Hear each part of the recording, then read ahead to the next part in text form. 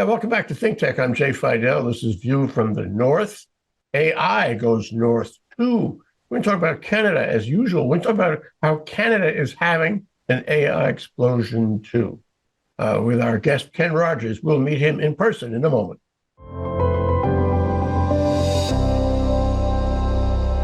Ken, thank you for coming on the show. I think it's very important that we take a look at this from both sides of the border. It's virtually an explosion on AI in every media, and I really wanted to find out whether that has reached Canada and what people in Canada are thinking and doing about it. According to news features that I've seen, Canada is ranked about fourth in the world in terms of the amount of AI research and progress that's being made. And then we have the odd extra feature, a lot of it being because we have this big neighbor to the south of us that is perhaps number one in AI. It certainly was just before COVID came along, but there's not been much information as to how fast China is catching up or has by now passed the US. I certainly think in the near future, China will be further ahead than the United States, but I hope not. But in Canada's case, our most unique scenario is in the city of Toronto, because there's a fairly sizable operation there that's a nonprofit called the Vector Institute, VECTER. And because of it, there's mainly because of it, there's more startups involving or AI startups than there are in any other city in the world. Now, when you think of the phenomenal technical universities in Boston or the sheer muscle of the financial business in New York City or San Francisco, if you throw San Jose in as really a suburb of San Francisco, which I do, it's surprising that you could have a non-U.S. city with that much, dominance in startups. However, a large portion of the AI in Canada is really subsidiary offices of many of the large American firms. Google and Facebook, of course, are dominant in AI in the United States, and you'll find them with employees in Vancouver and Edmonton and Toronto and Montreal in Canada. Some of them in all of those cities. However, AI is still, to most of the world, a tough subject to understand. Yeah, true. One thing that this kind of confirms is that AI is global. What I mean is, you got to know English, I think. At the same time, most of the world knows English. And you got to care about, the leverage of modern day advanced programming. And most of the world really cares about that. In fact, they say, well, there's no reason why the U.S. has to be first. China, wants to compete and be first. They don't want the U.S. to be first. But, there's also some smart guys in Europe and other places in Asia. And it's not just the U.S. trying to retain whatever dominance it has. It's a worldwide competition because everybody recognizes, all at once that they can join in too. And, I'm thinking that Canada has an advantage because it has these subsidiaries of American firms who are really excited, about AI. But, that doesn't mean it's the only one that can be excited about AI. It doesn't mean it's the only one that has American subsidiaries too. And so, what you have is a global, explosion, to use the term I described, a global, explosion of AI where everybody all at once does it. And I want to go back for a moment to our time together in New York when you were studying finance at the now known the Stern School of Business, is it? And you mentioned that, the AI is really an extension of what was being discussed in the financial tech, even in those days, and that is many, many years ago. Can you talk about how that worked? Well, to start off, AI involves a lot of mathematics. And most of the mathematics that are involved in these algorithms really arise from business statistics or probability theory in particular. So you can take a simple example of when you have an election, or let's pick something other than election. If you're doing a survey of something, such as what is the two-bedroom rent in a district in Honolulu. You can do a survey or a sample, and so you might have a couple of thousand units out of what might be 300,000 or 400,000 units. And from that sample of a couple thousand units, you could estimate what the rent is. But the trick with the statistics and the kind of thing that shows up in AI is from the sample itself, you can tell the accuracy of your estimate. If your estimate is, $1,700 a month, your accuracy thing would say, I can be 95% confident that it's between 1,750 and 1,650. So then you say, well, that's not good enough. Well, from the sample itself, I can tell you how much bigger sample you would need in order to narrow your guess or your estimate of what that average or what the rent really is. Mm-hmm.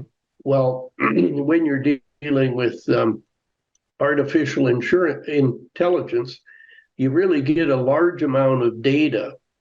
And from that data, you try to get, precise determinations of what will occur in the future. And these, mathematical calculations that really come from, statistics are key to it. For example, why is a Toyota or a Honda vehicle, of higher quality and take less maintenance than a typical GM, Ford, or Chrysler product produced in the United States? And it's because the Japanese have used that probability theory to, affect their assembly line production. They have devices on the assembly line that determine, for example, a skylight in a vehicle, there's a little device that using a laser beam or equivalent that's measuring the size of the hole that's being cut. Well, eventually the blade that cuts the hole, gets a little duller or whatever, and the hole may be a slightly larger or smaller than it was, and so that the device will adjust the cutting machine, so that kind of theory has been around affecting industrial production for a long time. Well, it's different to now apply it to something like a Tesla car so that you could have self-driving. Well, it's all a question really in the scaling, isn't it? From those days when the samples were pretty small and there weren't computers, or the computers were pretty small and could not contain all that much data. Now we have come to a new time when the computers and storage and memory is so much more powerful and can contain a huge amount of data, not millions, but trillions of samples, and you can learn much more. I guess you have to program that. to evaluate the samples, but you can learn so much from the samples. And the programming is much more sophisticated in the sense that you have to evaluate so much more data. But this all seemed to like explode within the last 5 years or so, and then it seems like it really took off like a shot. Just around the time that COVID hit, or maybe a couple of years before that. You talk about predictive analysis, and I remember going to a program at University of Hawaii, maybe 5, 6, 7 years ago. And they had these mathematicians, as you say, it's all a matter of math, who came around from various schools, including schools I recall in Canada. And they were explaining to the math students, and I just happened to be in the room. I am not, trust me, I'm not a math student. About predictive analysis. And he said, this was really cutting edge stuff. And they did talk about how it was dependent on computer processing. Well, if you marry that kind of predictive analysis with larger ability, greater ability to process, then you get AI. I agree with you. It's about prediction. Also, I remember that a local company, which has been quite successful in advanced research, called Oceanit, which has had some very interesting research and designs of products right here in Honolulu. Together with Kamehameha Schools, they organized a program for people who didn't know anything about AI. This is also about 5 years ago, maybe a little more. And I went to that and I realized the essence of it. It's a matter of having all that data and flipping through that data at high speed and then, making conclusions. And they were, really talking about the kinds of things that, the average Joe would understand. And it's much more sophisticated now. Let me take it to another level, Ken. And I read within the last couple of days that they have AI that will look at a crowd using the cameras and determine who in the crowd has a gun, who in the crowd is likely to go on a shooting spree. This is quite amazing when you think of the amount of data you'd need to do that, when you think of how, the sensors, that is the cameras, would feed that data into some huge database, and then make an analysis as to who in that crowd is a danger. Now, that's beyond our understanding of even a few years ago. And it gives you an idea of how far we've come, even over the past few years, in terms of accumulating the data, having the sensors, the cameras, what have you, to make useful data accumulation, and then to analyze the data at high speed and give you what amounts to an instantaneous readout on whether there is somebody in that crowd that might have a gun. This is a new world, don't you think? Well, as you referred to earlier, you need two things. You need a large amount of data, and you need very, very powerful computing power. Now, the big changes that you've referred to in the last 5 years has really been where your example is dead on. We're getting to where, the theory is now being put into practical applications. I was reading the other day about an operation in the province of Saskatchewan. I was actually looking at it to see, how something in Saskatchewan compared with Ukraine. And it really was that they had methods whereby, they would have, instead of taking an entire wheat field and spraying it, they would have, the device to, fly over the field, and they would simply have to put their insecticide or whatever it is in a very small portion of the field. They could just pick off exactly where they needed for which kind of irritant, and the cost of the little flyover, the kind that they're using in Ukraine to bomb people now. Mm-hmm. But that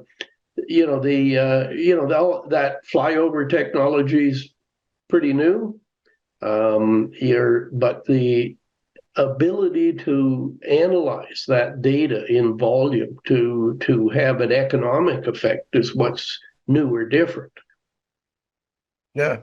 Well, I think we are seeing changes in the tech community. Because if you take company A and say, well, they're doing something traditional, like for example, selling stock photos. I saw a piece on this recently, and by the way, there's a lot of information on YouTube. If you go on YouTube and just type in artificial intelligence, you get virtually hundreds of startups with new ideas, fresh ideas all over the world. What happens is these entrepreneurs can come up with it just as quick, and the big companies, the ones that have been, the doing classical computer processing, like the stock photo companies, all of a sudden their business is being pulled out from under them. If I have, what do they call it, Mid-Journey, which generates photos out of data, generates graphics out of data, and I'm looking for a stock photo of, say, a mountain range. Let's just pick that out of the blue. I don't need to go to any one of the dozens of stock photo houses anymore. I'll create my own photo. And you say to yourself, gee, I really don't need the stock photo houses in many, many, many cases. And furthermore, the photographers who submit to those stock photo houses, they got no place to submit it to because the stock photo houses can't sell them anymore. So these artificial intelligence graphics are sweeping the graphics industry, and they look better, and they're cheaper, and they're instant, and you don't have to spend anything for them. And there are no copyright issues because you created it yourself out of your text request for a photo. If I say, make me a blue butterfly, it will do that instantaneously, and it belongs to you. So all of a sudden, that's one industry that's completely changed. And you will see some of those stock photo houses go out of business. And you'll see the photography and graphics production people who earn their living, sometimes at high rates. They're going to be under tremendous pressure. So there are areas of entrepreneurship that are going to go away. At the same time, there are areas of entrepreneurship that are coming at us at high speed. And if you go on the same search on YouTube, you'll find hundreds and hundreds of brand new companies that do very remarkable things with AI. And the message is that they see the vacuum, they see the opportunities, the leverage, and they're moving right into it. Well, it's not just small companies that can be surprised with some technology. For example, the biggest search engine in the world, Google, suddenly Microsoft, just their AI was advanced enough that they come up with a product called Bing, and it's using AI as part of, in a much stronger way as part of their search engine. Now, Google's got some AI, but this change to Bing, apparently, I'm not sufficient expert on search engines, but apparently, it'd be a real shock to Google that they need to shore up their fort. Yeah. Normally they're, companies of that size have what a stock analyst would call, a pretty big moat around their business. Like an old English castle, you can't storm the castle, you can't damage this business because we have this, proprietary rights or technological advantage. But back to one of the Canadian advantages is, why, where Canada might be the sixth largest economy in the world, but it's really only about the same size as California.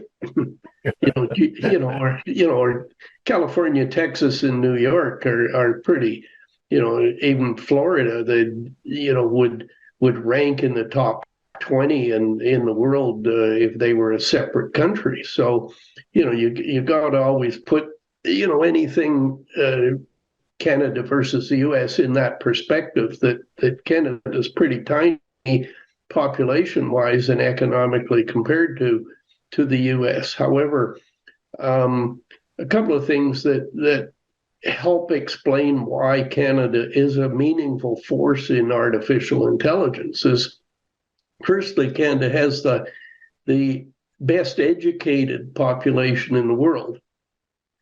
How many people, whatever measures they have, how many people have college degrees of a certain level and how many people have nothing, or grade 3 is their top education.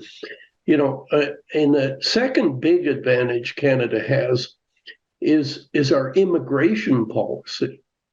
The United States, it doesn't take much to look at the news and say that the United States is fraught with a major dose of, we don't want anybody coming to the U.S.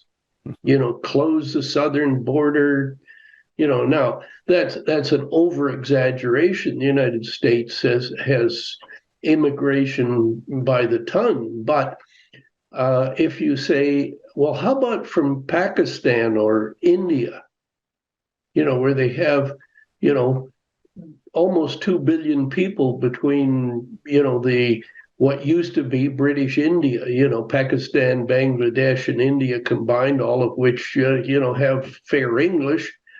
Well, an upper middle class family in those countries, it would send their kid to some college, in Canada or the United States. But if they want to have at least one or more of their kids, somewhere in the world, they will pick Canada very frequently over the United States. And that, so you get these, the best minds of a country like India, and Canada's getting a slug of them. I mean, in the city I live in, a major language in India, you could speak it on the streets of Kelowna.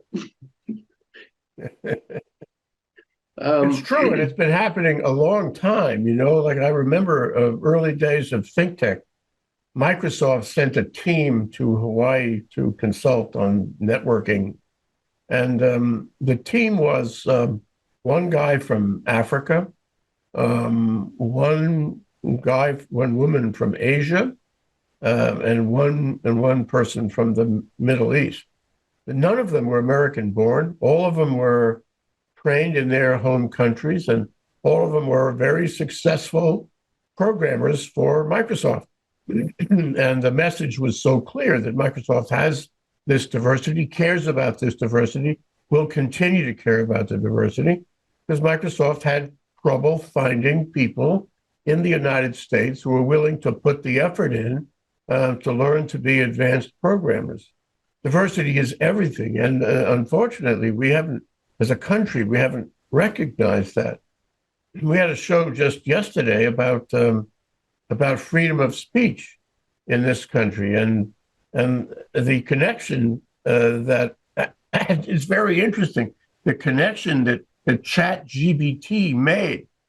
We asked ChatGPT what was important about freedom of speech and democracy, and it gave us a long tome about how freedom of speech allows for diversity, it allows for clear thinking, it allows for development of new businesses and ideas. And if you subjugate freedom of speech, as happens in autocratic governments, you're really subjugating creativity. It's very interesting that ChatGPT would have told us this. And I'm actually going to put that video. We made a video of what ChatGPT said to us on the top of this program, so people can see what ChatGPT was saying about that issue. But your point about Microsoft and Bing and Google and Bard, which is their entry into this AI arena, is very interesting. Bing and Microsoft have actually started to eat Google's lunch. They're taking clientele away.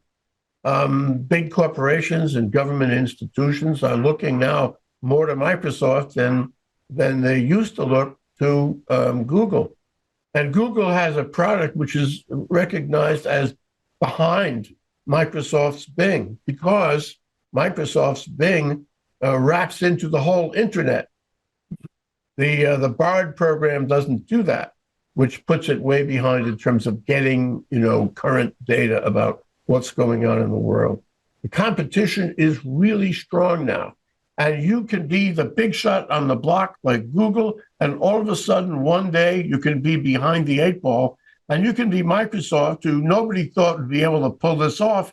All of a sudden Microsoft is ahead of Google for a lot of clientele. We are in a time of change. Well, with that change, when I was thinking of this subject of why does Canada have some advantages compared to other major countries around the world, and the immigration factor became pretty obvious, and it surprised me that American companies have not used Hawaii as a key base for artificial intelligence, because Hawaii is certainly the most cosmopolitan, or let's call it friendly to alternate races, alternate languages, alternate everything. I mean, it's really the most open state in the United States. Do I misinterpret? No, I think you're right about that. I visited Hawaii a lot, but I think that's an advantage that just has not come to fruition. That it certainly should. Certainly. I would think of Honolulu as a lot nicer place to set up a AI branch than Edmonton, Alberta. You can set up an AI branch anywhere in the world. You can go to Islamabad and set up an AI branch there. Now, this has got certain appeal because the weather is good, and its quality of life is pretty good. And it's a blue state in the fullest sense of the word. But the reality is you got to have certain institutional attractions. You have to encourage entrepreneurs. You have to encourage their entrepreneurial activities. You have to encourage entrepreneurs to be here and establish businesses here. And so I ask you this: if you wanted to take Toronto or anywhere in Canada and make it into a global leader in AI, what would you do? Because it isn't necessarily a natural process. You have to use governmental incentives to change the way things work, to incentivize people to enter into a new area like this one. Well, Toronto's probably already there. And so one might answer the question by kind of getting, how did they get there? Okay. Well, one, of all the places in Canada that immigrants want to go to, the majority of countries in the world pick Toronto. The East Asia people, may favor Vancouver and Vancouver's kind of the second pick. But really, if this year, if Canada has 500,000 international immigrants move to Canada, there'll probably be 200,000 of them move to Toronto. Now, the government, encourages highly educated people. So if you're a fairly wealthy but not super rich guy in Delhi, India, or Mumbai, and you send one of your kids off to university somewhere, that once they're in Canada or the United States, they like to stay. And so, Toronto has had that attraction. Well, then again, repeating a point that Canada has an extremely high education level, or so any business, can find highly educated staff in a place like Toronto, and really almost anywhere in Canada, certainly the bigger cities. Now, Toronto also, is a good powerhouse politically, so that the federal government and the province of Ontario have put, a pile of money into just AI in particular. I mentioned the Vector Institute in Toronto as an important catalyst. Well, it got there because it had an AI hotshot, or an AI super troop, whatever you'd call Jeffrey Hilton, or Jeffrey Hinton, rather, not Hilton, Hinton. And he wanted to start this, but, the minute he had that stature with skill, the federal government and provincial government socked in enough money that this Vector Institute was up and running and doing really well, and churning out its graduates with AI expertise, and it didn't take too long before Toronto started to have all these AI startups, and as I mentioned before, it now has more AI startups than any city in the world. Well, you can say, how could that possibly be more than San Francisco or New York City? I mean, New York City has more AI employees than any other city in the world. But, if somebody graduates from the big schools in New England, they don't necessarily stay there. Yep. Well, and you got to make a distinction too between the really big boys. Let's go back to Microsoft and Google, because they have legions and legions of troops who will do that. I'm not sure that social media falls in the same category. Like Facebook. Facebook terminated a lot of employees lately. I'm not sure they still have the clout, but there are the big boys who are looking for search engines. Who are looking for complex problems that will serve institutional clientele, that will do remarkable things like finding the fellow with the gun in the crowd. That's not easy, and being sort of the contractor for government, which is a little scary, because you can make things for government that will turn out to be malicious. But it's the other ones. So you're talking about Toronto. Well, what about Saskatchewan, where you want to look on that field? You want to have the drone fly over the field and say exactly where the fertilizer should go, where the where the chemicals should go to make the field more productive. And that brings us to Hawaii, where we talk about trying to use technology to resurrect the agricultural industry.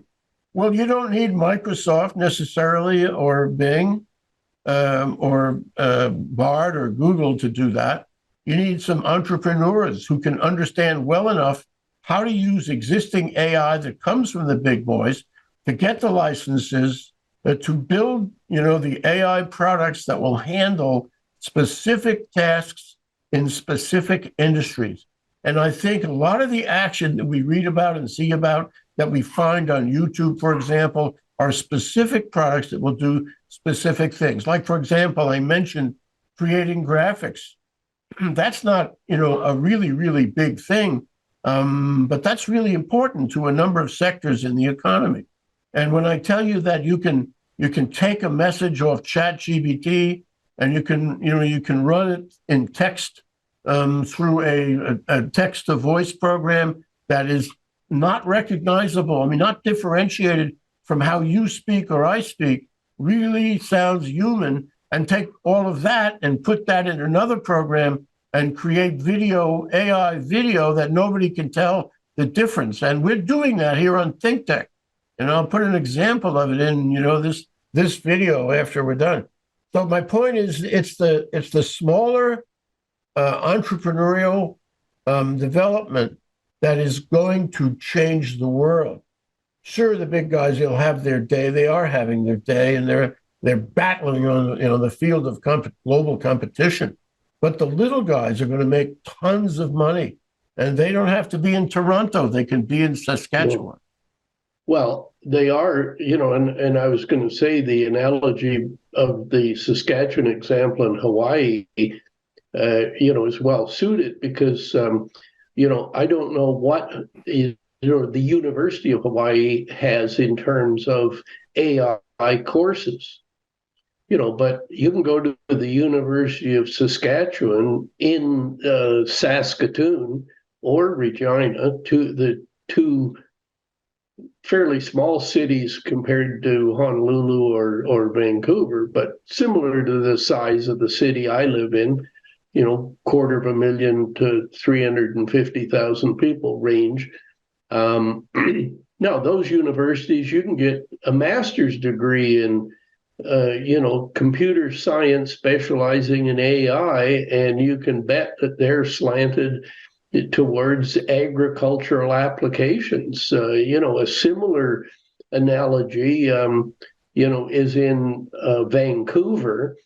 They have, three very major universities, BCIT, like British Columbia Institute of Technology, Simon Fraser University, and the University of British Columbia. In fact, they got University of Victoria as well. In particular, now those all have, advanced courses in AI, but they would have major slant towards oceanography matters. Like there's the Pacific Northwest is, let's call it Seattle area and going all the way up to Alaska, have all kinds of, marine advantages over most of the world, in terms of like salmon population and that sort of thing. And so this AI, applications are being applied there, for whether it's fish farming or you name it, will greatly improve outputs. In Honolulu, should be a center for major AI. For as long as the university can pump out graduates and attract smart people to those graduate programs, you'll get the entrepreneurs, a good slug of them, just stay where they took their university and apply the applications right there. Yeah, this is changing the world because the university that focuses on AI programs, computer science programs with a weight in AI, is going to get more funding from companies who want to see AI work in their sector. And in terms of the entrepreneurs, the ones who are more successful using AI are going to beat out the other ones. And in terms of the industry in general, the model of industry in capitalism in Canada, in the US, the companies that are going to be ahead on AI are going to beat out the ones that are behind on AI. So it's time for managers to recognize the difference. It's time for managers to get on board or not. I mean, what happened between Bing and Bard, between Microsoft and Google, is instructive. If you don't want to push, if you don't want to compete with everything you have, you will lose your lunch.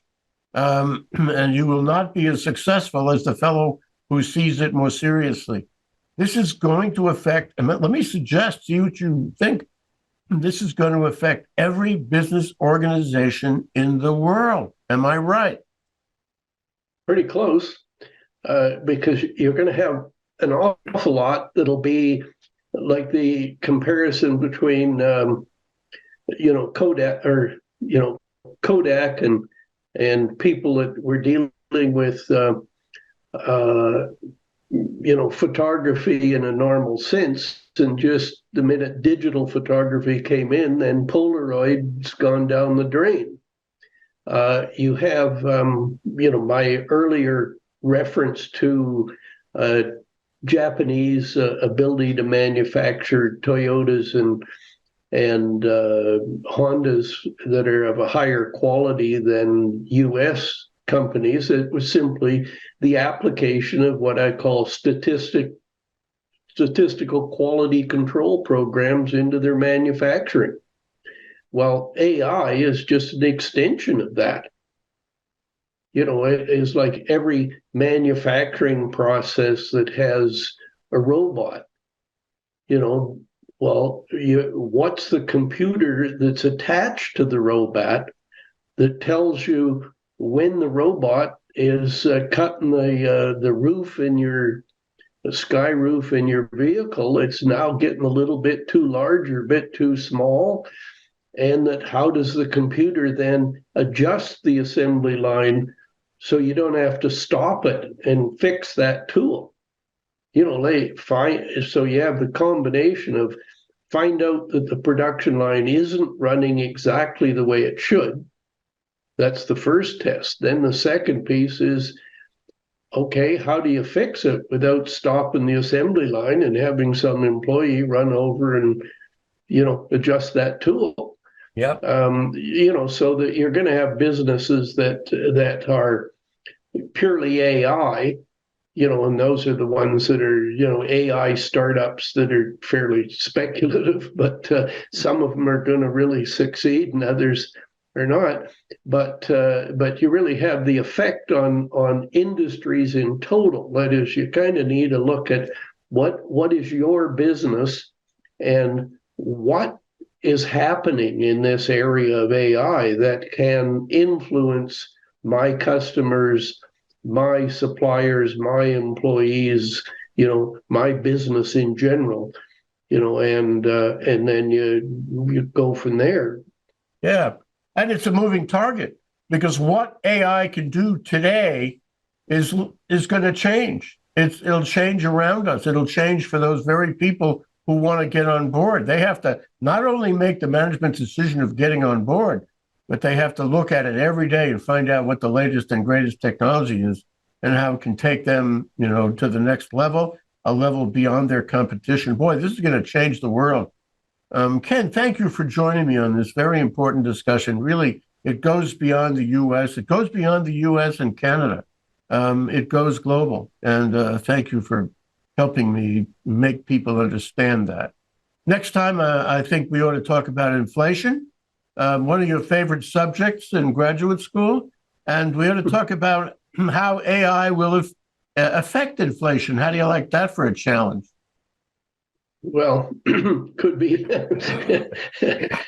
Anyhow, I look forward to, hopefully I live long enough to see the effects of a bunch of AI, having parcels delivered by air and things of that sort, that self-driving vehicles, and they're going to be very, very dramatic changes in what kind of jobs there are in the future. And so, we'll see will technology provide new jobs to replace the ones that it's knocking out, and will those jobs be of sufficiently high pay? Well, if you're in the AI area, it will definitely, you'll get paid enough, but if you're, being replaced by AI, you got to find something else to do. Yeah. Oh, I can hardly wait for our next show. Ken Rogers, retired businessman in Canada. Thank you so much for helping us on these things. Good night, Jay. Aloha. Here are some general reasons why someone might choose to support a local online news provider like ThinkTech Hawaii. 1. It promotes local journalism. By supporting a local news provider like ThinkTech Hawaii, you can help ensure that there is a diverse range of voices covering news and events in your community. This can help to promote a healthy and thriving news ecosystem, which is essential for a well-informed citizenry. 2. It provides access to relevant news and information. Online news sources like ThinkTech Hawaii can provide access to news and information that may not be covered by traditional mainstream media outlets. This can include local issues, events, and perspectives that are relevant to your community. 3. It supports independent media. As a nonprofit independent media outlet, ThinkTech Hawaii is not beholden to the interests of corporate owners or advertisers. Instead, it can focus on delivering high-quality news and information to its audience without any conflicts of interest. 4. It helps to hold power accountable. By providing in-depth coverage of local politics, business, and other power centers, ThinkTech Hawaii can play a valuable role in holding those in positions of authority accountable for their actions. This can help to promote transparency and accountability, which are essential for a functioning democracy. 5. It promotes civic engagement. Finally, by supporting an online news provider like ThinkTech Hawaii, you can help to promote civic engagement and participation in your community. When people are well informed about the issues that affect them, they are more likely to participate in civic life and make informed decisions about the future.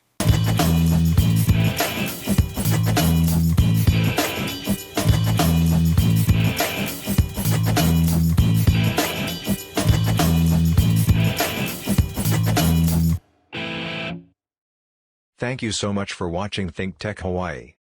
If you like what we do, please like us and click the subscribe button on YouTube and the follow button on Vimeo. You can also follow us on Facebook, Instagram, and LinkedIn, and donate to us at thinktechhawaii.com. Mahalo.